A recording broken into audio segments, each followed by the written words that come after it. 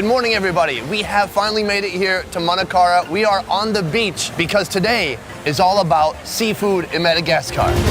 Manakara is a coastal fishing town in the beautiful country of Madagascar. In the distance, a giant stone pier, a reminder of the French occupation in Madagascar not so long ago. This was built during the colonial time. Now it's broken and they don't use it anymore. The huge ships that once docked here are in stark contrast to the primitive technology still used by locals today. Now people are using those small canoe, so when they're landing, they just go through the beach directly. The Malagasy people still approach fishing the same way they would have hundreds of years ago. Small wooden boats, many carved by hand, set forth into the sea with one mission: bring home as much seafood as possible.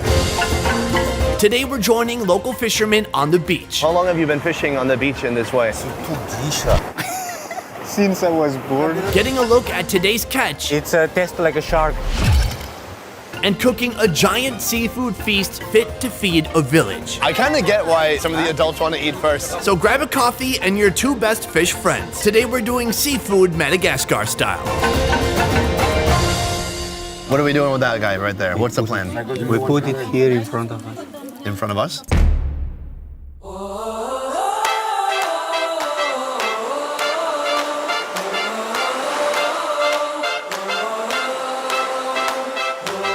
Pulling sea life from the ocean is a daily routine here, and almost all of it will go to market. Your daily wages are directly linked to your daily effort, plus a whole lot of luck. So right down here, they've just brought in a net on this whole part of the beach. They're not even fishing. This is just like the netting section. Let's go see what they got.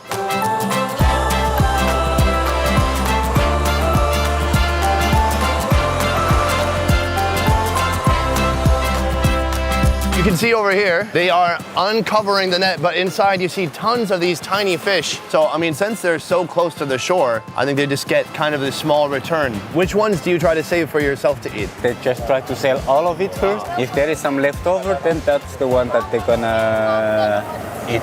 Okay. Though the specimens are small, the variety is huge. Jellyfish, crabs, tiny minnows, and these smiling skates. The second option, deep sea fishing. Some fishermen leave around 1 or 2 a.m., paddle into the darkness, set hooks, and wait. The fishermen start rolling back in around 9 a.m., and the result, usually much bigger fish. Wow, what a catch you got here. There's a lot of lobster in here, there's some shrimp. Are they still alive? They are really have the way to kill it because of their way jumping out of the boat. What time did you go out this morning? At 2 a.m. How far out are they going? At least 4 kilometers, and they can go further. So can they still see the shore when they're out there? They can see, but not really clear. Wow, that sounds a little scary. Do you ever worry one day you'll just wash up on a different shore and have to start a new life with a new family? No, you have to come back. Okay. I think your family would be pretty pissed if you didn't. This is Alan. I've agreed to buy everything he's caught today, and he's agreed to invite me to his village where it all gets cooked. We've got a big family to feed, so I want to see how the other fishermen fared this morning.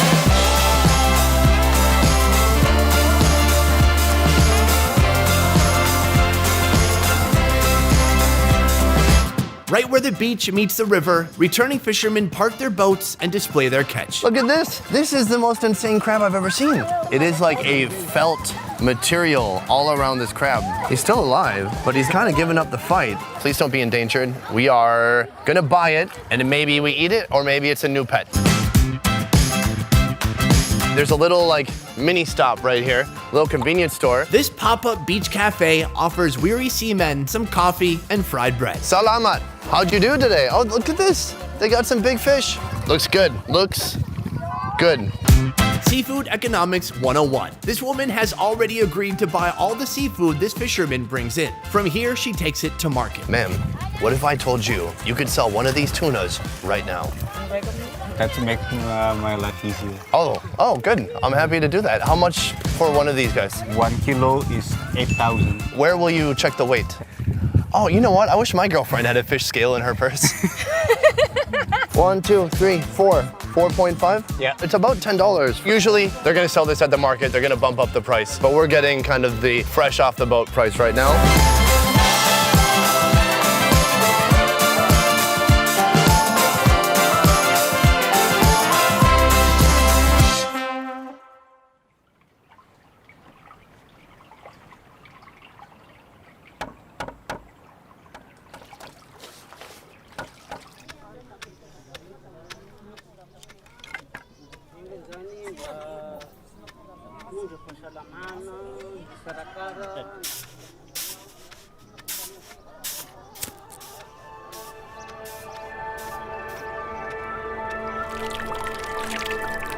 This is Alan's village, a complex of homes housing his extended family.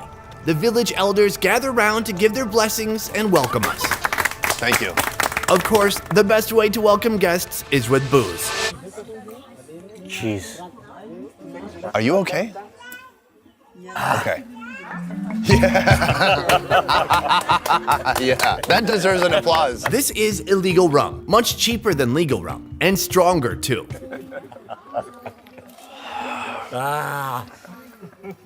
It's good. That rum could power a tractor, honestly. The men catch the food and the ladies cook the food. Breadfruit gets peeled along with cassava. Peanuts get crushed, seafood is washed, and Angelo shucks some oysters. Guys, I gave him about $5, and this is what he came back with. Look at that. That is incredible. Caught by hand and flavored with sweet or spicy vinegar sauce. This is fresh. Whoa. Ooh, that is potent, like salty, but I love the flavor. Is this from the river or from the ocean? From the meeting of the river and the sea. You can eat it without vinegar too. Okay, I'll just try it plain this time. It's very naturally salty. It has kind of like a rivery flavor, but an ocean salt flavor too. That's very delicious. You're a great oyster guide. Okay. I'll tell you that. Today, I'll pay witness to some of the best flavors in Madagascar. Boiled greens, mashed cassava with peanuts, mashed breadfruit, spiny lobster, that giant tuna from the beach, shrimpies. Another villager even sold me this rainbow lobster for $5. That's crazy.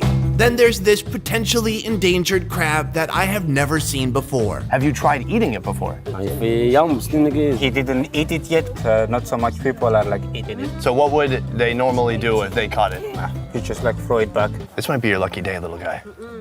Cassava is tough, growing easily in sandy soil with little rain. Also, it's delicious. After it boils for about 30 minutes, it's mashed along with some crushed peanuts. This is the cassava. It's mixed with some peanut. You can see some specks of the peanut in there, the cassava, and actually it's kind of like purplish hue almost to this sauce in here. Making kind of a mashed cassava potato.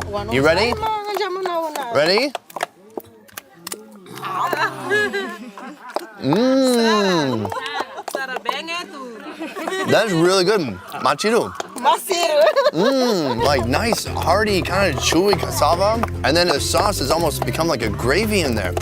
Really simple, really good. Have you guys ever seen a breadfruit? Because this is a breadfruit, boiled and mashed with a pinch of salt. The only question is, how do I get these in Minnesota? Nice and steamy. That looks so good. Here we go.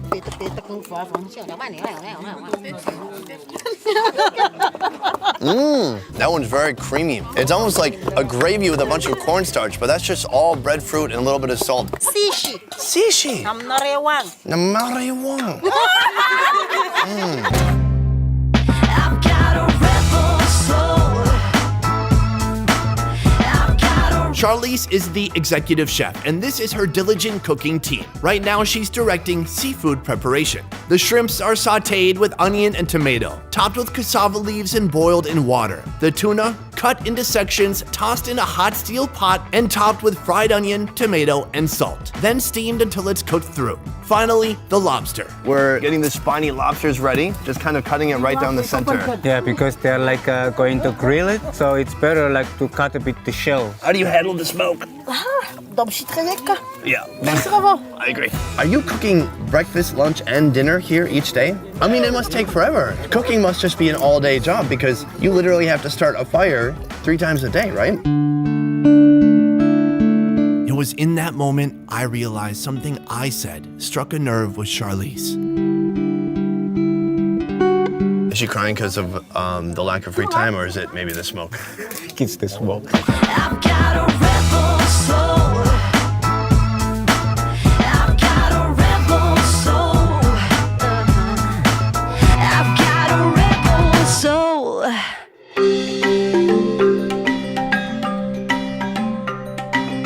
Charlize, you have outdone yourself. She can hardly relax right now. She can't stop directing the meal service. Typically, the men are served first, then children, then the remaining is mixed in a bowl and eaten by the ladies. I've asked Charlize to join us, so this may be the first time she's eating her own delicious cooking while it's still hot. Oh, okay, thank you. Look at these cute little spoons I made. Could you make me a fork out of a banana leaf as well?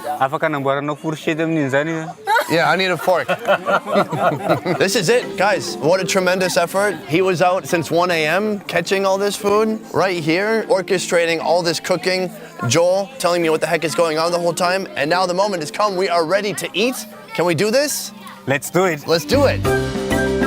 Oh, so look at this. Everyone's going for this one right away. That is the cassava with some peanut in there. This is kind of a soup made with shrimpies. So I'm getting some leaves, a little bit of broth. It's working. It's staying in the spoon.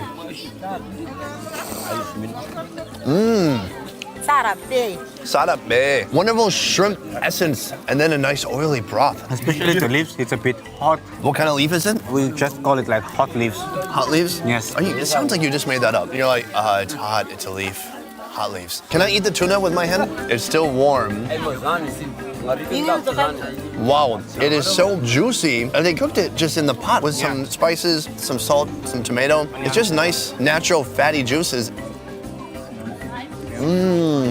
Oh, look, the kids are eating now. Wow. Oh, God.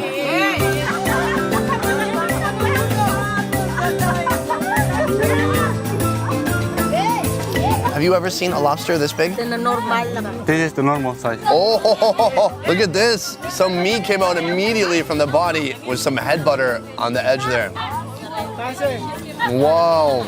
This is one of the meatiest lobsters I've ever seen. Is this okay? Yeah. This half. Can I share this with you? Cheers. Cheers. Oh, this is some of the best, freshest seafood I've had in a long time. Although an insane amount of work, but the product is well worth it. Charlize, misautra. Oh, so good. We're gonna make sure everyone else gets fed. We're gonna make sure the camera guys get fed. Before we finish today, there is one more thing I have to do.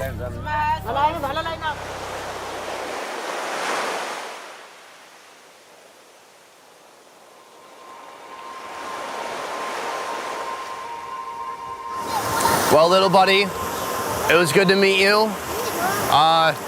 You just seem too special to eat. It's been a fulfilling day, but it's time that I let you go. After further research, it turns out that was a Chinese mitten crab, an invasive species. Literally, the worst thing I could have done was throwing it back in the water. Go be free. This is where misplaced compassion gets you. Joel, my man, you've been an amazing guide. Thank you so much. Pleasure. Joel is actually with Ramar Tour. Madagascar would have been so much more difficult for us to navigate and figure out, but with them, we've set up the perfect itinerary and had so many great experiences. I highly recommend them. Also, this video was made possible by One Trip Vietnam. One Trip is the highest rated tour company in Vietnam, doing tours from north to south in all major cities, including Hanoi, Nha Trang, Da Nang, Hoi An, and Saigon. You can experience food tours, adventure tours, and more. To learn more about One Trip, check out the links in the description down below. I will see you next time. Peace. No! No, that's my crab. Bye, good luck.